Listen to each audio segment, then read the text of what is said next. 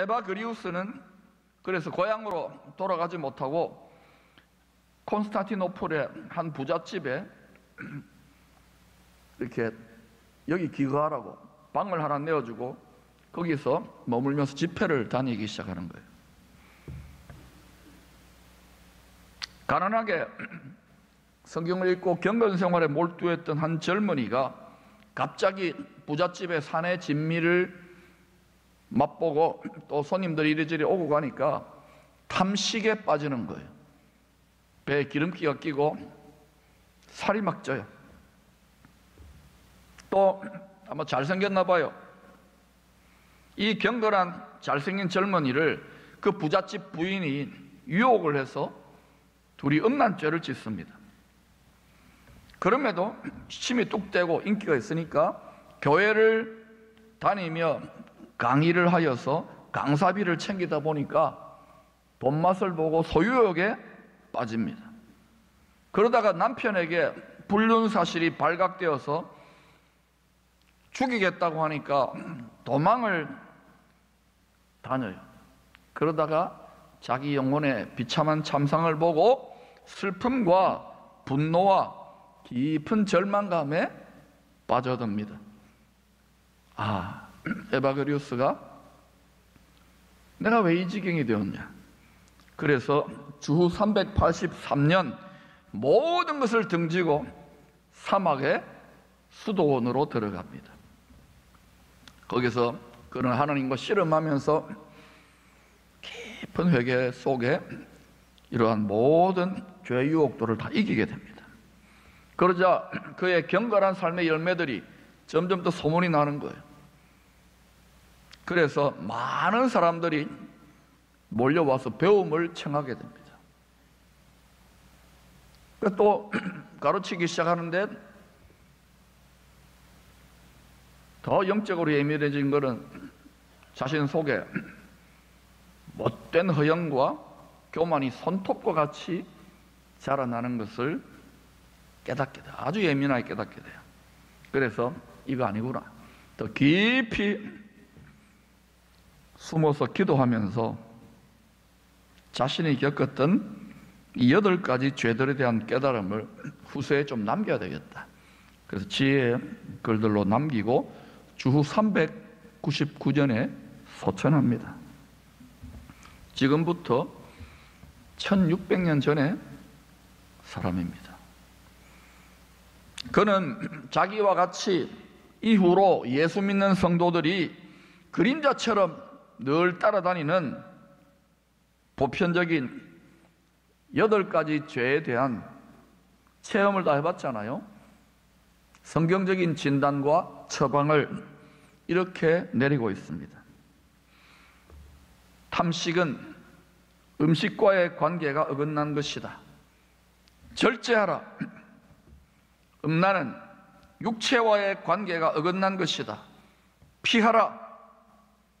소유욕은 물질과의 관계가 어긋난 것이다. 청빈하라. 분노는 타인과의 관계가 어긋난 것이다. 온유하라. 슬픔은 시간과의 관계가 어긋난 것이다. 지금 이 시간을 기뻐하라. 절망감은 장소와의 관계가 어긋난 것이다. 영원한 새하늘과 새 땅을 소망하라. 허영은 자신과의 관계가 어긋난 것이다. 자신의 잘남을 숨겨라. 교만은 하나님과의 관계가 어긋난 것이다. 겸손하라. 이게 실제로 거룩한 무리들이 된 저와 여러분도 동일하게 겪고 있는 문제입니다. 같이 한번 우리가 에바그리우스의 심정이 되어가지고 첫째, 둘째 이렇게 하면서 큰 소리로 우리가 우리 자신에게 한번 설교해 보십시다. 시작. 첫째, 탐식은 음식과의 관계가 어긋난 것이다. 절제하라. 음란은 육체와의 관계가 어긋난 것이다. 피하라. 소유욕은 물질과의 관계가 어긋난 것이다. 청빈하라. 분노는 타인과의 관계가 어긋난 것이다. 온유하라. 슬픔은 시간과의 관계가 어긋난 것이다. 지금 이 시간을 기뻐하라. 절망감은 장소와의 관계가 어긋난 것이다. 새하늘과 새 땅을 소망하라. 허영은 자신과의 관계가 어긋난 것이다. 자신을 숨겨라. 교만은 하나님과의 관계가 어긋난 것이다. 겸손하라. 여러분, 신앙생활은 그냥 무조건 화평하고 잘 되고 이게 아닙니다. 일대처럼 달려드는 집요한 죄의 세력과 피나기까지 싸우는 것이 신앙생활입니다. 이러한 믿음의 선한 싸움이 없다. 이미 우는 사자에게 먹혀버린 겁니다. 일대에게 먹혀버린 거예요. 그 특징이 뭐냐? 덕지덕지 죄가 붙어 있는데도 모르는 거예요.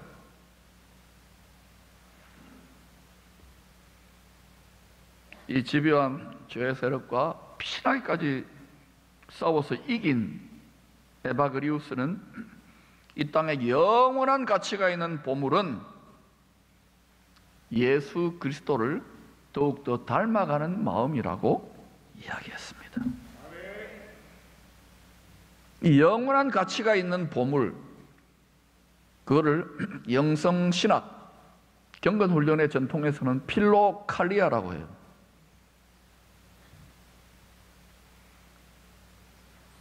영원하신 하나님이 보시기에 이 땅의 모든 것은, 문자 그대로 모든 것은 썩어질 것과 같고 냄새나는 배설물과 같습니다.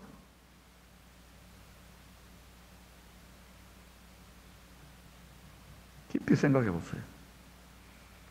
근데 하나님 보시기에 영원한 보물은 뭐냐? 주님을 더욱더 닮아가는 마음입니다.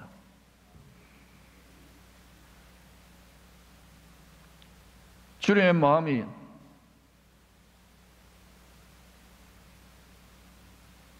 어떤 마음이든가요?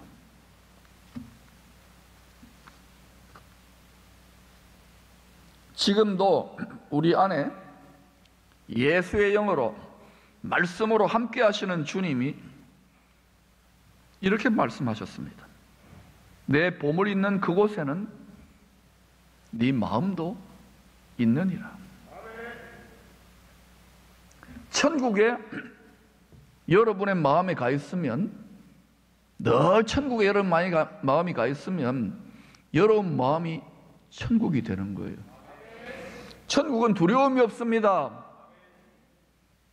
근심이 없습니다. 염려가 없습니다. 평강합니다. 행복합니다. 감옥 속에서도 말입니다. 죽음 앞에서도 말입니다. 그렇게 따질 때 우리 영혼이, 우리 마음이 주님 보시기에 보석인 보석인데 얼마나 많이 세상에 죄악의 때가 묻어 있는지 여러분의 내면 세계가 느끼고 있지 않습니까? 우리는 다 자주 이런저런 불안감과 두려움과 근심과 염려와 스트레스, 몸이 상하니까 마음도 상하고, 얼마나 많이 천국을 빼앗기고 있습니까? 만약에 우리의 마음이, 거룩한 나라 된 우리의 심장부가 왕의 통치를 제대로 받는다면 우리가 다 그래서 부족하니까 불쌍한 거예요. 서로 불쌍히 여겨야 돼요.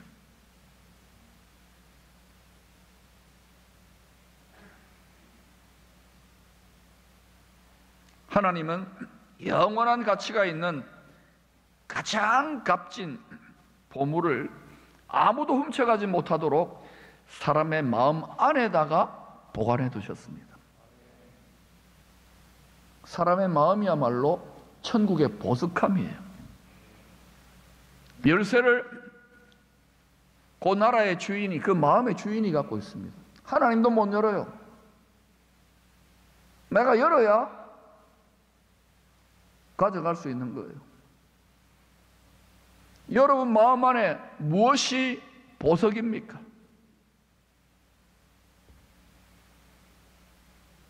너무도 비본질적이고 쓰잘데기 없는 것들을 보석으로 여기고 있어요. 길어야 100년 정도 되는 것들을 보석처럼 여기고,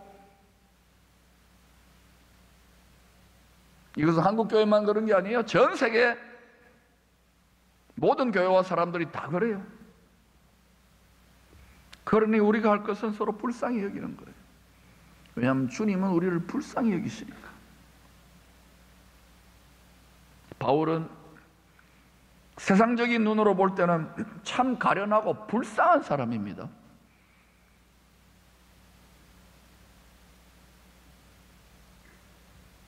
그러나 그의 마음은 하나님의 보물, 천국의 가장 값진, 하늘과 땅의 가장 값진 보물인 예수 그리스도를 가장 많이 누렸어요.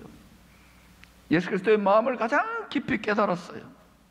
그래서 그는 믿음의 부유한 자였고 그의 영혼은 풍요로웠습니다. 어떤 상황 속에서도 그 마음 천국의 행복을 빼앗기지 않았어요.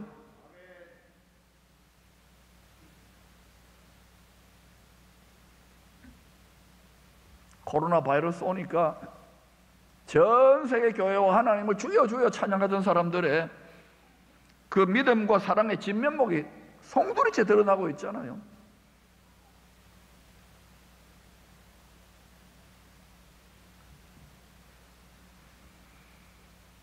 하나님은 성도들의 마음 안에 보관 중인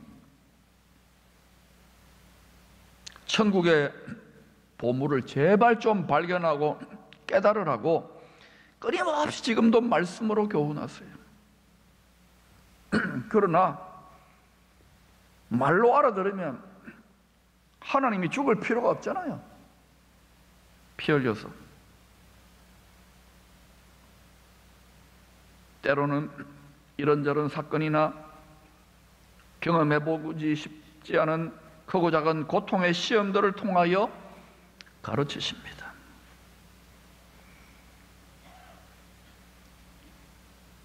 우리가 얼마나 골수까지 전적인 타락자인지를 인정해야 자기 죄가 크게 보이는 거예요.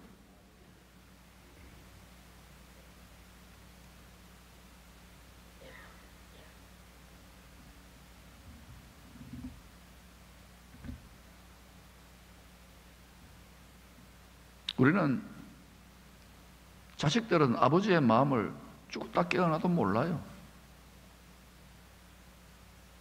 자기가 아버지가 되기 전에는, 부모가 되기 전에는.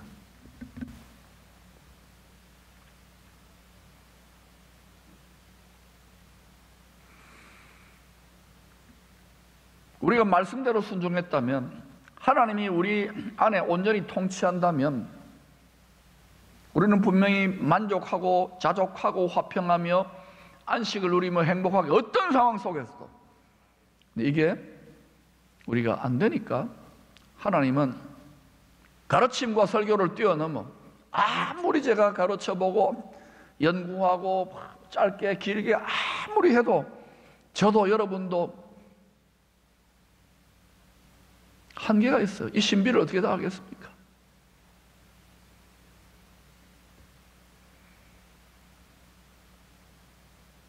하나님이 온 세상에 지금 특수한 시험을 통해서 하나님이 뭐하고 계시느냐?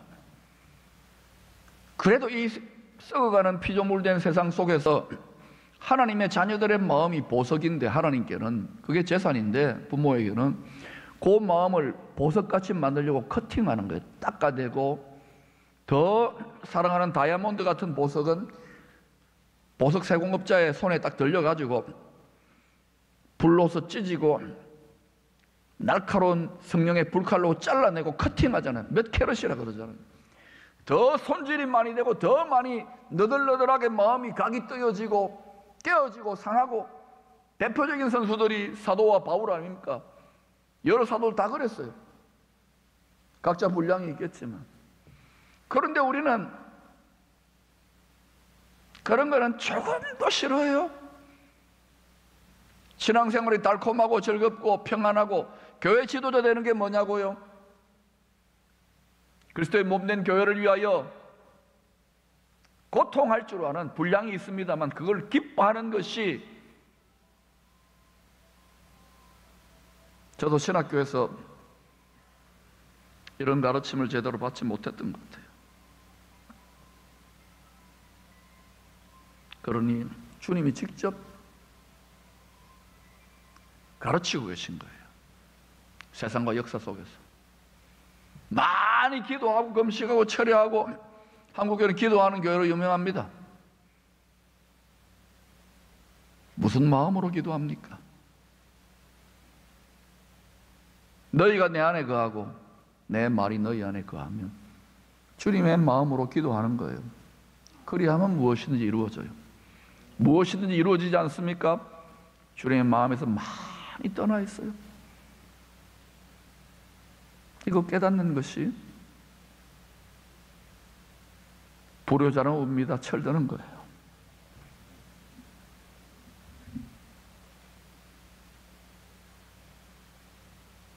우리가 불시험의 고통을 통과하거나 중환자실에서 내 생명이 끊어질 위기 정도에 처하게 될 때, 이 세상에 그 어떤 것도 보물이 될 수 없거나 영원히 나와 함께 영원한 영생의 동반자는 그분밖에 없구나, 이거 깨닫는 거예요.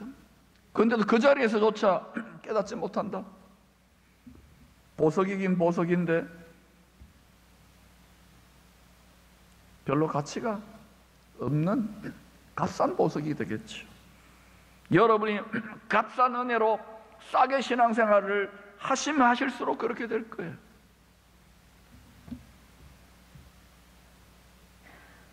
많은 분들이 교회를 사랑한다, 섬긴다, 충성한다, 지도자다,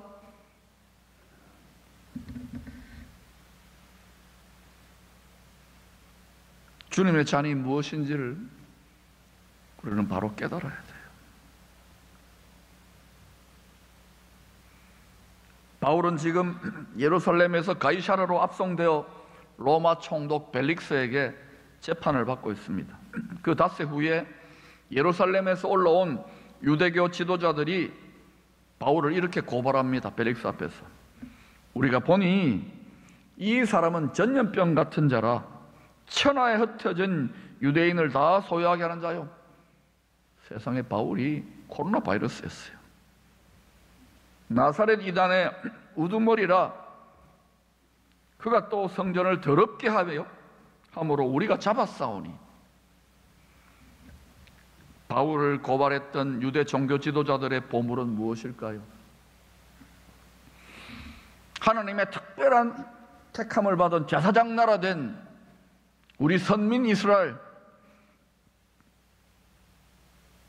고난의 역사를 통과했지만 여러 번 망했지만 우리 이스라엘 사람 하나님이 택했어. 우리는 제사장이야. 우리는 이방인들하고 달라. 우리는 의로운 거야. 이방인들은 개돼지야. 종교적 외식과 자기의와 자기들이 붙잡고 있는 율법의 전통,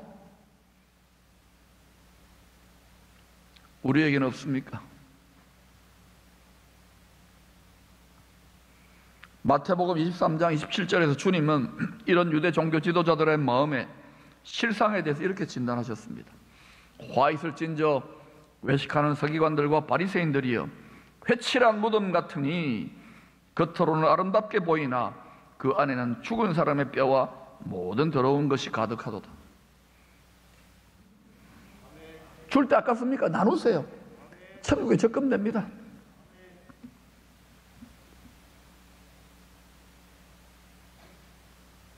나누면서 생색내지 마세요. 꼴랑 주님 위에 뭐 한다고 생색내지 말자고요. 대접받으려고 하지 마세요. 잊혀지는 게 차라리 영원한 상을 주님이 기특하구나.